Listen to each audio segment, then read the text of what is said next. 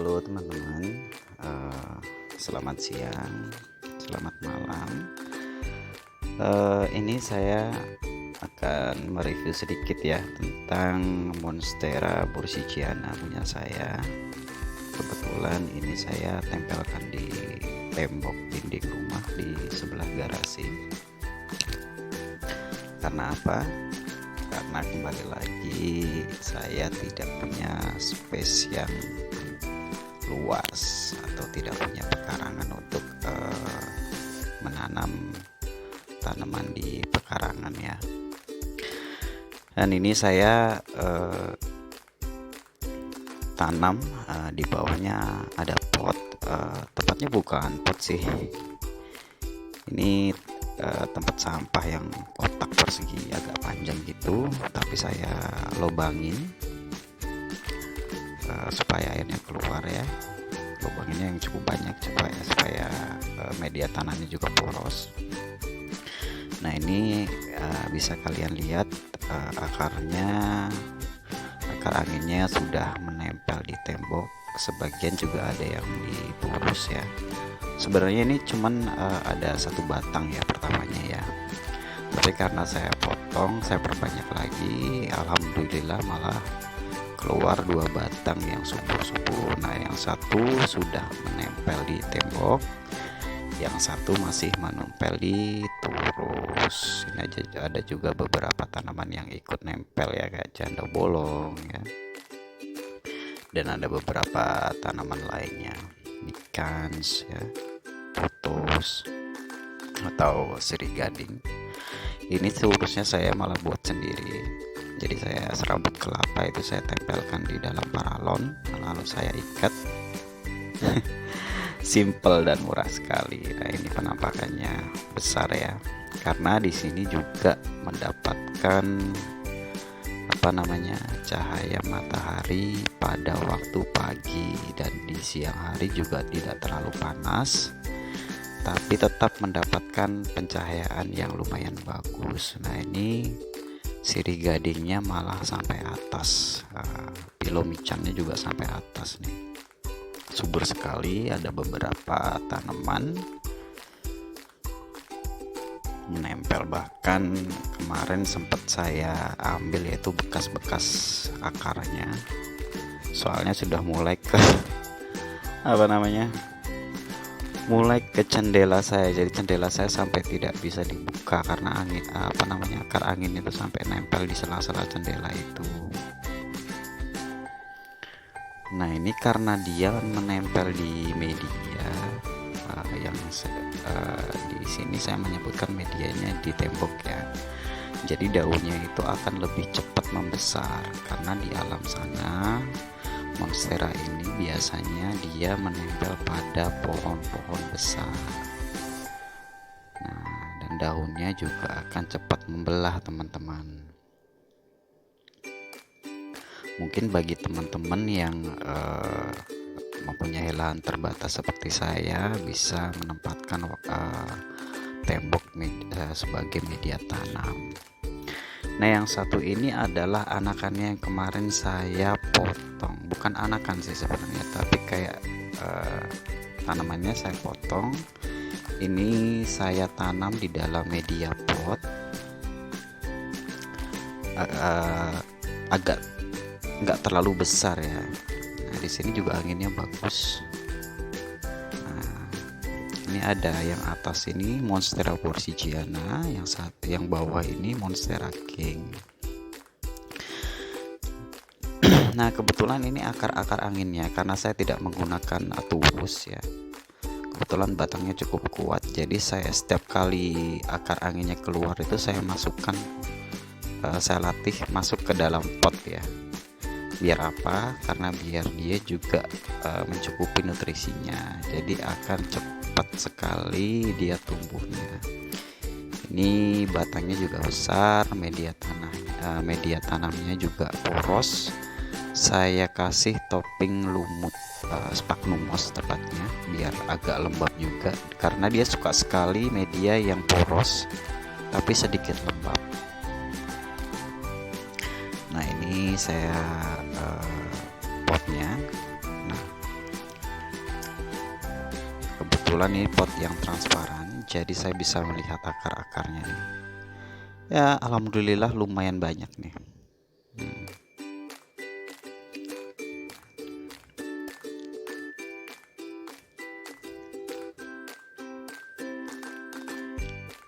Selain itu juga Monstera borsigiana ini bagi saya tidak tidak terlalu besar untuk rumah saya yang tidak besar juga, jadi space-nya cukup lah itu. Kalau Monstera King kan dia kalau mature kan daunnya tidak maksud saya daunnya mesti lebih besar ya. Kalau ini juga tidak terlalu besar seperti Monstera King, tapi lumayan lah gitu. Nah, ini juga sudah berlubang penetrasinya. Ya, ini batang-batangnya lumayan besar ya. Nih dari tangan saya lumayan besar. Nah, kalau mau chopping atau mau cutting itu daerah yang tengah-tengah sini ya teman-teman. Karena apa? Karena nanti di ketiak ketiak daun itu nanti yang bakal keluar tunas baru ya. Nah, ini juga akar anginnya sampai kayak kayu ini akar anginnya. Nah, ini kalau kita cutting pasti tumbuhnya dari sini. Ada calon mata tunas. Kalau mau memperbanyak keluarnya dari sini.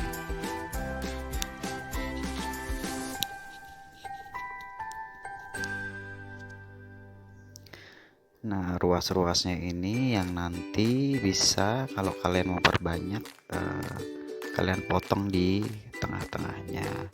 Tapi usahakan ya kalau mau memotong pas ada akar anginnya ya. Jadi kemungkinan dia hidup itu jauh lebih tinggi. Yang sampai pas kita potong ujungnya atau bagian atas belum keluar akar anginnya. Nanti malah bisa mati. Seperti ini. Kalau misalnya kalian potong bisa ditanam di media lumut atau tanah langsung, media tanam, atau kalian water propagation. Tapi biasanya kalau water propagation itu pengalaman saya pribadi dia tumbuhnya agak lebih lama.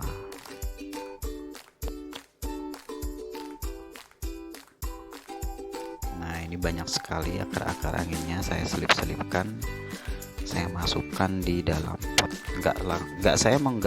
Tidak tidak merusak media sih, biasanya saya julurkan ke bawah saja, nanti dia cari jalan sendiri masuk ke dalam tanahnya.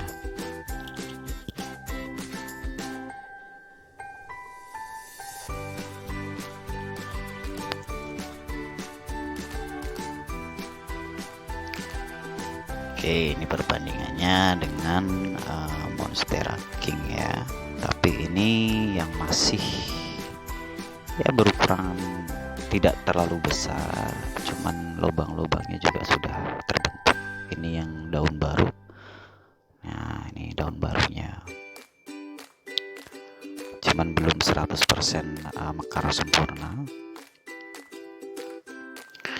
Kemudian untuk bagian node-nya dia lebih ruasnya lebih pendek atau lebih ketat gitu ya daripada yang Monstera borsigiana. Jadi kalau misalnya kita memperbanyak, hati-hati memotongnya di sela-sela lurah di sini, bisa di sini di antara ruas-ruas ketiak daun. Jangan sampai pas di ketiak daunnya kita potong nanti malah nggak tumbuh ya.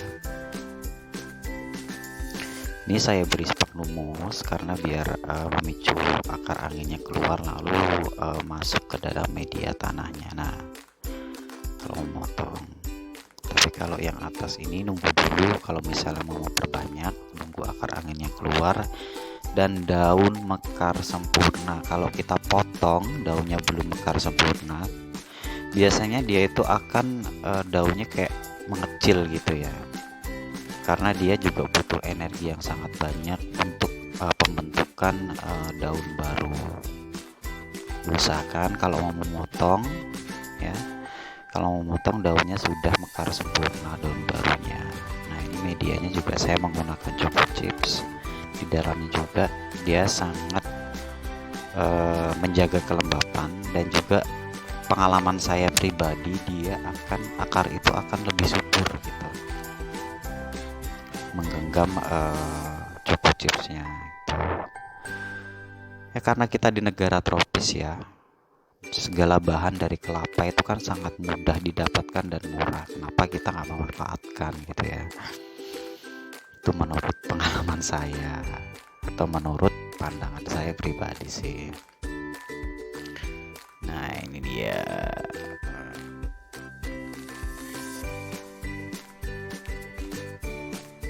Kemudian kalau Monstera King ini juga dia pertumbuhannya lebih lambat daripada yang jenis Bursigiana.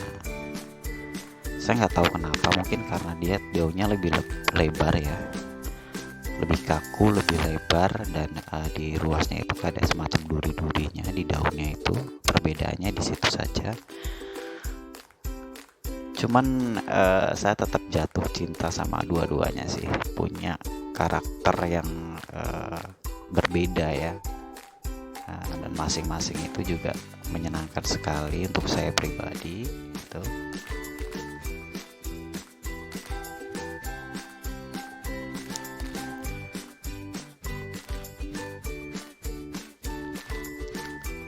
Nah untuk yang di tembok ini ya,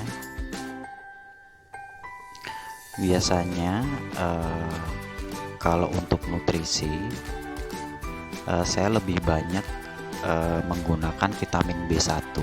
Biasanya saya menyiramkan vitamin B1 itu setiap seminggu sekali pada media tanahnya. Dia akan lebih cepat lebih cepat tumbuhnya gitu. Nah saya juga menggunakan botol bekas, saya potong gitu untuk memasukkan akar angin. Kadang juga saya memasukkan vitamin B1 beberapa tetes itu untuk mereka ini mendapatkan nutrisi yang dibutuhkan gitu.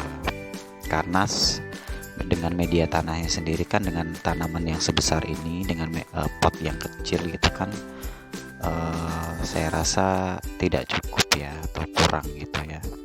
Jadi saya kayak semacam memasukkan vitamin untuk tanaman atau B1 gitu ke dalam botol bekas ini. Untuk teman-teman yang punya pengalaman atau opini lain bisa ditambahkan di kolom komentar. Kalau ini juga hanya pengalaman saya pribadi. Kalau misalnya ada salah-salah kata, saya minta maaf. Saya masih belajar, kita sama-sama masih belajar. Semoga dengan hobi kita yang bertanam ini dapat memberi efek yang positif buat lingkungan, ataupun buat hobi, ataupun buat pemikiran kita. Baik, terima kasih teman-teman sudah menonton.